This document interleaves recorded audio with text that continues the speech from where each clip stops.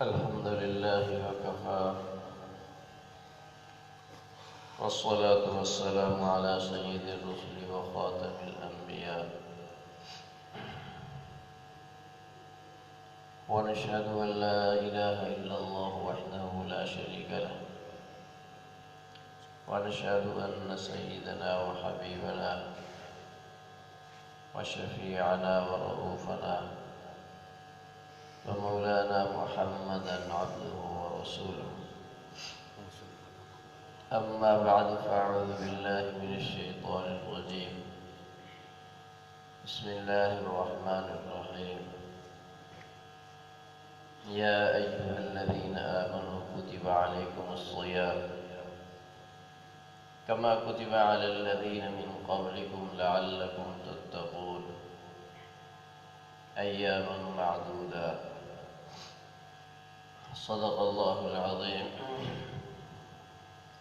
رب اشرح لي صدري ويسر لي أمري واحلل عقدة من لساني يفقه قولي رب زدني علما وارزقني فهما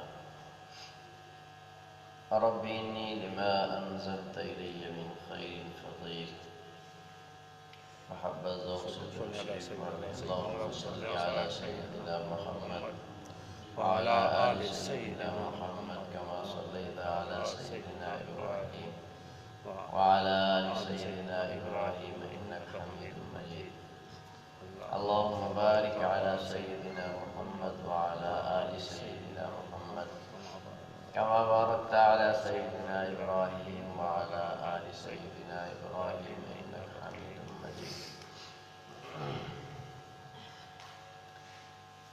اللہ رب العزت نے رمضان المبارک کو رمضان المبارک کے چند ایام 29 یا 30 دن کو مسلمان کے لیے تقوی کا کورس تقوی کا نصاب قرار دیا ہے۔ کتب علیکم الصیام کما کتب علی الذین من قبلکم لعلکم تتقون، تم پر روزے فرض ہی اس لیے کیے گئے ہیں تاکہ تم متقی بن جاؤ۔ دیکھو، ہر چیز کا ایک مقصد ہوتا ہے، اگر وہ مقصد حاصل نہ ہو وہ چیز بیکار شمار ہوتی ہے۔ پنکھے کا ایک مقصد ہے، مقصد ادا نہ ہو رہا ہو تو پنکھا بیکار ہے۔ گاڑی کا ایک مقصد ہے، مقصد پورا نہیں کر رہی تو گاڑی بیکار ہے۔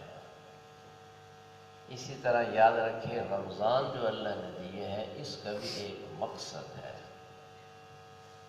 جس نے رمضان گزار لیا، روزے رکھے، تراویح پڑھی، اس کو مقصد حاصل نہیں ہوا، اس نے گویا اپنا ٹائم ضائع کیا ہے۔ علم کا بھی ایک مقصد ہے، علم کا مقصد عمل ہے، اور رمضان کا مقصد حصول تقوی ہے۔ یہ مقصد اللہ تعالیٰ نے اس آیت میں ذکر فرمایا، لعلکم تتقون، تاکہ تم متقی بنو۔ تو رمضان کا اہم ترین مقصد حصول تقوی۔ جس نے رمضان گزارا اور تقوی نہیں ملا، اس نے اپنا ٹائم ضائع کیا ہے۔ اس کا مطلب یہ ہوا کہ رمضان میں اس نے بطور رسم کے، ماحول چل پڑا ہے، بطور رسم، بطور رواج، عادت کے طور پہ اس نے روزے رکھے، عادت کے طور پہ نماز پڑھی ہے، تراویح پڑھی ہے، بطور عادت کے، ماحول کی وجہ سے عادت بن گئی، ماحول ہے، سب پڑھ رہے ہیں میں بھی پڑھ لوں، سارے روزے رکھ رہے ہیں میں بھی رکھ لوں، اس لیے اس کو تقوی نہیں ملا۔ یہ ہو ہی نہیں سکتا کہ رمضان صحیح طرح گزارے پھر اس کو تقوی نہ ملے، ایسا نہیں ہو سکتا۔ یہ تو پکا نسخہ ہے، صدیوں سے آزمودہ نسخہ، جو کبھی بھی خطا نہیں کیا۔ اب سوچنا ہمیں یہ ہے، غور اس بات پہ کرنا ہے کہ کہ ہم کس طرح رمضان گزاریں جس سے ہمیں رمضان کا مقصد حاصل ہو جائے۔ روزہ بھی بڑا مقصد ہے، تراویح بڑی مقصد ہے، اگر یہ اعمال اس عظیم عمل کے حصول کا ذریعہ اللہ نے بنایا ہے، لعلکم تتقون، تاکہ تم متقی بنو۔ تقوی کہتے کس کو ہے؟ جس کے حصول کے لیے ہمیں محنت کرنی ہے۔ تقوی کی تشریح حضرت عمر رضی اللہ تعالی عنہ نے حضرت ابن عباس رضی اللہ تعالی عنہ سے پوچھی کہ تقوی کس کو کہتے ہیں؟ انہوں نے فرمایا کبھی آپ ایسے راستے سے گزرے ہیں جو خاردار راستہ ہو، دائیں بائیں جھاڑیاں ہوں، کانٹوں والی؟ فرمایا ہاں، ایسے راستوں سے تو گزرنے کا موقع ملا ہے کئی دفعہ۔ پوچھا پھر کیسے گزرتے ہیں؟ فرمایا کہ بس اس طرح گزرتا ہوں، سمٹ کے، بچ کر، اپنے کپڑوں کو سمیٹ کے، بچا کر، اس انداز سے، اس توجہ سے گزرتا ہوں کہ کوئی کانٹا میرے بدن کو زخمی نہ کر دے اور میرے کپڑوں کو تار تار نہ کر دے۔ اپنے کو بھی بچا کے، کانٹوں کو بھی بچا کے، کانٹوں سے بھی اپنے کو بچانا ہے اور کپڑوں کو بھی کانٹوں سے بچانا ہے، اس انداز سے گزرتا ہوں۔ فرمایا تقوی اسی چیز کا نام ہے کہ یہ دنیا کی پگڈنڈی، موت تک کی یہ زندگی، انسان اس طرح بچ بچا کے گزر جائے کہ کوئی گناہ، کوئی معصیت اس کو گندا اور میلا نہ کر دے۔ یہ ہے تقوی۔ تو رمضان گزارے اور تقوی مل گیا، اس کا مطلب یہ ہے کہ گناہ سے اس کو اس طرح نفرت ہوگی، اس طرح خوف ہوگا، جس طرح خاردار جھاڑی سے انسان کو خوف ہے، گناہ سے اس طرح خوف ہوگا جس طرح گندی جگہ سے گزرتے ہوئے گند پاؤں پہ، کپڑوں پہ لگ جانے کا خوف ہوتا ہے، گناہ کا اس طرح خوف دل میں پیدا ہو جائے، اللہ کی نافرمانی، معصیت کا خوف، ظاہری اور باطنی گناہوں کا خوف دل میں اس طرح پیدا ہو جائے جیسے سانپ کا خوف ہے، آگ کا خوف ہے، اس سے اپنے کو انسان بچا کے زندگی گزارتا ہے۔ تو یہ کیفیت دل میں آ جائے، رمضان ہمیں یہ دولت دے جائے، تو پھر رمضان کا مقصد حاصل ہوا ہے، لعلکم تتقون، تاکہ تم متقی بنو۔ زندگی میں بہت سے رمضان آئے گزر گئے، کسی کی زندگی میں 20 رمضان، 30 رمضان، 40 رمضان، 50 رمضان، اس سے بھی زیادہ یا کم، مگر ان مبارک سیزنوں سے ہمیں تقوی کی دولت نہیں ملی۔ اس سے معلوم یہی ہوا کہ جو ہم نے رمضان گزارے ہیں بطور رسم کے گزارے ہیں، بطور عادت کے گزارے ہیں، مقصد نہیں حاصل ہوا۔ تو آج ہم یہ تہیہ کریں، سارے بھائی تہیہ کریں، تیسرا روزہ تو آج ہے، 27 دن جو باقی ہیں، یہ 27 دن ہم اس طرح گزاریں کہ ہمیں تقوی کی دولت مل جائے۔ اب وہ کیسے گزارنا ہے؟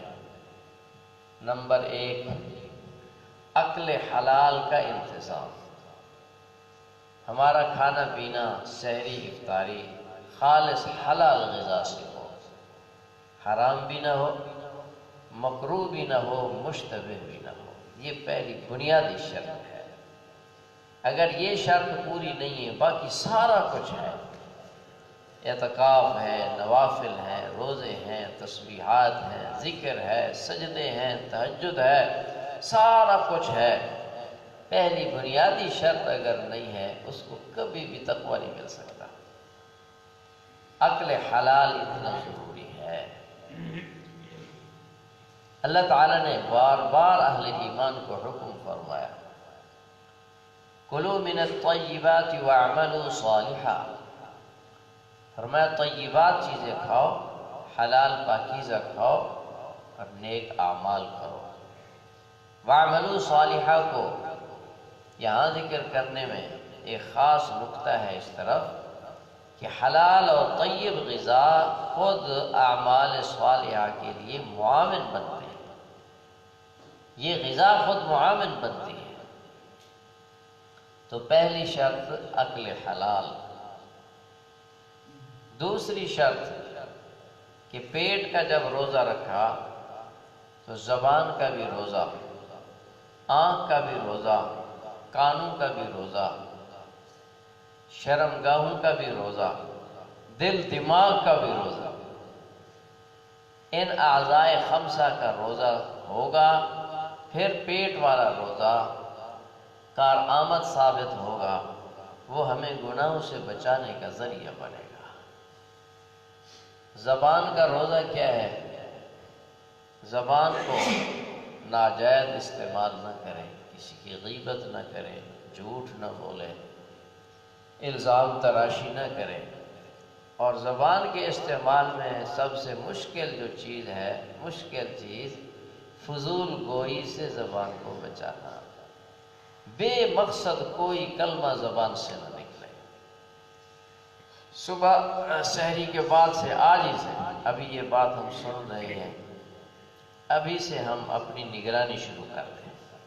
آج ابتدا کر لیں، پہلا دن ہے، آج ابتدا کر لیں کہ اب سے لے کے شام تک، رات سوتے تک میں نے کوئی کلمہ زبان سے بے مقصد نہیں نکالنا، اور جو نکل جائے گا وہ پھر یاد بھی رہے گا، اچھا ایک غلطی تو ہو گئی، چلو آئندہ نہیں کرنا۔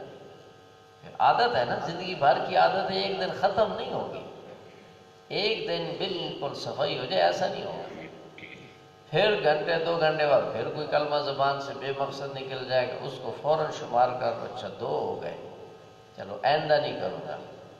پھر کوئی نکل گیا، 3 ہو گئے، اچھا آئندہ نہیں کروں گا۔ یہ ہوتا رہے گا، سارا دن رات کو اس کو شمار کرنا ہے، آج دن بھر بے مقصد باتیں میری زبان سے کتنی نکلی ہیں، ان سے توبہ استغفار کر کے اللہ سے معافی مانگ کے سوئے۔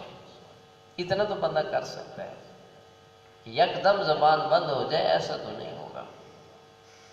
جو مسجد میں بیٹھا ہے وہ تو بیٹھا ہے، جس نے کاروبار کرنا ہے، لوگوں میں میل جول رکھنا ہے، ملاقات کرنی ہے، تو زبان تو عادت بنی ہوئی ہے فضول باتوں کی، باتیں تو ہوں گی، اگر اس کو سوچتا رہے ہاں یہ غلطی ہو گئی، یہ غلطی ہو گئی۔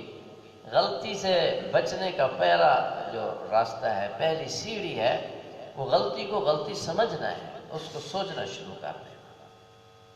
تو زبان پہ کنٹرول، آنکھ پہ کنٹرول کہ بد نگاہی نہ ہو، قصداً آنکھ کو نیچے رکھنا، بے مقصد ادھر ادھر نہ دیکھنا۔ بد نگاہی یہ بھی ہے کہ خوب روحوں کو دیکھنا، عورتوں کو دیکھنا، خوبصورت بچوں کو گھور گھور کے دیکھنا، یہ تو بد نگاہی ہے ہی ہے۔ اسی طرح دوسروں کی دنیاوی نعمتوں کو للچائی ہوئی نظر سے دیکھنا، یہ بھی بد نگاہی ہے کہ اس سے دل میں ناشکری کا مادہ پیدا ہوتا ہے۔ روزہ اس طرح رکھے کہ آنکھ کا بھی روزہ ہو، بد نگاہی نہ ہو، کانوں کا بھی روزہ، کانوں سے گانے نہ سنے، موسیقی نہ سنے، میوزک سے بچے، غیبت نہ سنے اور فضول باتیں نہ سنے۔ جس طرح فضول بات بولنا گناہ ہے، فضول باتیں سننا، گپ شپ کی محفل میں بیٹھنا بھی گناہ ہے۔ اللہ اکبر کبیرہ۔ اسی طرح دل دماغ کا روزہ، دل دماغ کا روزہ یہ ہے کہ اپنا سینہ بے کینہ کر دے، ہر کسی کے بارے میں اپنا دل صاف کر رکھے، کسی کے بارے میں بدگمانی نہ کرے، تبصرے دل میں نہ سوچے، غلط منصوبے نہ سوچے، اور اللہ کی ناشکری کے جذبات دل میں پیدا نہ ہو۔ کسی کی نعمت دیکھ کر دل میں خیالات آ گئے، مجھے اس کو ملی ہوئی ہے، مجھے کیوں نہیں ملی، یہ دل کا گناہ ہے، یہ دماغ کا گناہ ہے۔ تو غلط سوچ، غلط منصوبے اور نفرتیں سینے میں بھری ہوئی ہوں تو روزہ اس نے رکھا ہوا ہے، تو اس سے پورا فائدہ نہیں ہوگا، تقویٰ نہیں ملے گا۔ تقوی کے لیے یہ بھی شرط ہے کہ دل دماغ کا روزہ ہو، کسی سے ناراض ہیں اس کو معاف کر دیں، کوئی آپ سے ناراض ہے اس سے معافی مانگ لیں، چاہے ہم حق پر ہی ہوں، وہ نہ حق ہے، وہ غلط اس نے انداز اختیار کیا، وہ لڑا ہے، اس نے زیادتی کی ہے، پھر بھی اللہ کے لیے اس سے جا کے معافی مانگ لینا کہ میں نے یہ رمضان ایک خاص مقصد حاصل کرنا ہے، اس مقصد کے لیے میں کم از کم ہر کسی سے معافی مانگ لوں، معاف کر دوں، اپنا سینہ بے کینہ کر لوں، سب کے لیے دعائیں کرتا ہوں۔ اللہ تعالیٰ سے دعا بھی مانگی، اللہ مجھے تمام اہل ایمان کے بارے میں حسن ظن نصیب فرما، حسن ظن، اچھا گمان۔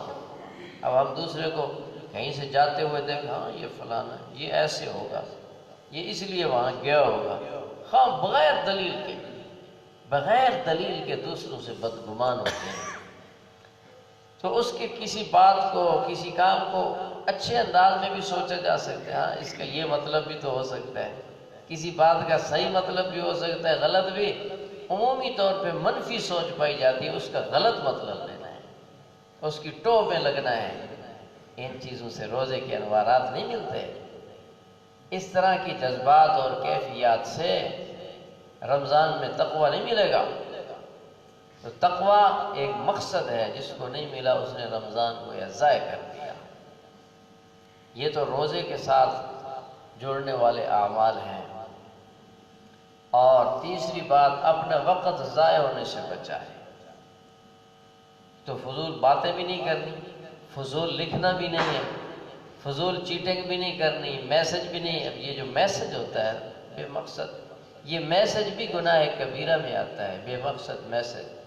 چیٹنگ کر رہا ہے، لمبی لمبی کالیں ہیں، پیکج لگے ہوئے ہیں، تو نیٹ کھول لیا، فیس بک کھول لی اور چیزیں دیکھ رہا ہے۔ اب اس میں بدنگاہی خوب ہوتی ہے، تصاویر ہوتی ہیں، عورتوں کی تصویریں ہوتی ہیں۔ تو اس سے اپنے کو بچائے گا، تبھی تقویٰ ملے گا۔ تو اپنے وقت کو ضائع ہونے سے بچائے، ایک ایک سانس کو کبریت احمر، سونے کی ڈلیا بلکہ اس سے بھی زیادہ قیمتی جانے۔ اور چوتھی چیز، جو صبح شام دن رات کے مسنون اعمال ہیں، مسنون اعمال کا خوب اہتمام کرے اور مسنون دعائیں یاد کرے۔ ہر کام کی، کم از کم رمضان میں اس کا اہتمام کر لے کہ مجھے ہر کام کی مسنون دعا آنی چاہیے۔ مسجد میں داخل ہوئے، نکلے ہیں، گھر سے نکلے ہیں، گھر میں داخل ہوئے ہیں، کھانے سے پہلے، کھانے کے بعد، بیت الخلاء سے پہلے، بیت الخلاء کے بعد، صبح کی دعائیں، شام کی دعائیں، سوتے وقت کی دعائیں، اٹھتے وقت کی دعائیں، ان مسنون دعاؤں کا اہتمام کر لے۔ اب تک نہیں کیا تو یاد کرنا شروع کر دے، ابتدا تو کر لے، کوشش تو کرے۔ اس کے لیے ایک مختصر کتاب بھی ہے، مسنون دعائیں اس کا نام ہے، مختصر پاکٹ سائز کتابچہ ہے، اس کا نام ہی مسنون دعائیں، وہ لے لے۔ ایک اور کتاب ہے علیکم بسنتی، یہ بھی پاکٹ سائز کتابچہ ہے، یہ حاصل کر لیں۔ اس میں روزمرہ کی سنتیں بھی ملیں گی، دعائیں بھی ملیں گی۔ تو ان دعاؤں کا، مسنون اعمال کا اہتمام، کیونکہ اللہ تعالیٰ تک پہنچنے کے لیے سنت کے علاوہ اور کوئی راستہ نہیں ہے۔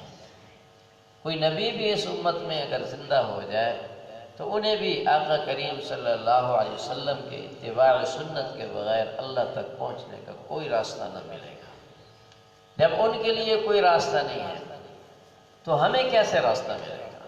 ہماری کیا حیثیت ہے؟ اگر ہم یہ کہیں کہ روزے بھی رکھتے رہیں، تراویح بھی خوب پڑھیں اور گناہ بھی نہ چھوڑیں، پھر ہمیں تقویٰ بھی مل جائے، یہ کیسے ممکن ہے؟ تو اس بات کو دل میں بٹھا لو کہ ہر چیز کا ایک مقصد ہے، مقصد حاصل نہ ہو وہ چیز بیکار ہے۔ رمضان کا بھی ایک مقصد ہے اور وہ حصول تقویٰ ہے۔ جس نے رمضان گزار لیا اس کو تقویٰ کی دولت نہیں ملی، اس نے اپنا رمضان ضائع کر لیا ہے۔ اس کا جو مقصد ہے وہ اس کو حاصل نہیں ہوا، رواجی طور پہ، عادت کے طور پہ، رسمی طور پہ اس نے اعمال کر لیے، وہ بھی فائدے سے خالی نہیں ہے۔ اس کا یہ نہ سمجھنا کہ وہ اس کا فائدہ ہی کوئی نہیں۔ تقویٰ نہیں ملا تب بھی یہ اعمال فائدے سے تو خالی نہیں ہے۔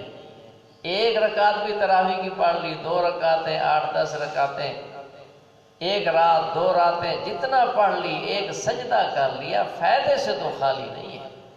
ایک دفعہ سبحان اللہ کہہ دیا فائدے سے تو خالی نہیں ہے، لیکن ایک جو خاص مقصد ہوتا ہے وہ حصول تقوی ہے، اس کے لیے تو میرے بھائی رمضان کو ان آداب کے ساتھ گزارنا ہوگا۔ اور اسی طرح تلاوت قرآن کا اہتمام، یہ بھی حصول تقوی میں بہت بڑا معاون ہے۔ رمضان المبارک کا کہ نصف اعمال تو تلاوت قرآن کے ساتھ جڑے ہوئے ہیں، اور یہ بڑے دکھ کی بات ہے کہ رمضان سے پہلے اور رمضان کے بعد اب تک کوئی خاص فرق نہیں محسوس ہوا کہ نماز پڑھی اور سب گئے۔ یہ الماریاں قرآن پاک کی بھری ہوئی، اس انتظار میں رہا ہے قرآن پاک کہ رمضان میں شاید ہمیں کوئی دیکھے گا، ہماری کوئی تلاوت کرے گا۔ اب تک یہ نسخے بیچارے انتظار میں پڑے ہیں، ابھی تک ان کو ہاتھ کسی نے نہیں لگایا۔ رمضان کا آج تیسرا روزہ گزر رہا ہے، ابھی تک الماریوں کو ہاتھ نہیں لگایا کہ قرآن پاک چلو کھول ہی لیں، بوسہ دے لیں، سینے سے لگا لیں، زیارت ہی کر لیں۔ تو جو قرآن سے اتنا دوری ہے، اتنا نفرت کی حد تک، ایسے لگتا ہے اللہ معاف فرمائے جیسے کوئی نفرت کی کیفیت ہو، اس درجے دوری کہ رمضان میں بھی قرآن کی زیارت کا موقع نہیں ہے، تو اس کو تقویٰ کیسے ملے گا؟ اللہ کے لیے بھائی اس روش کو بدلیں، قرآن کے ساتھ تعلق جوڑیں۔ جو نہیں پڑھنا جانتے کم از کم ہر نماز کے ٹائم کھول کے زیارت ہی کر لیں، سیکھنا شروع کر دیں، انشاءاللہ تقویٰ ملے گا۔ اللہ پاک عمل کی توفیق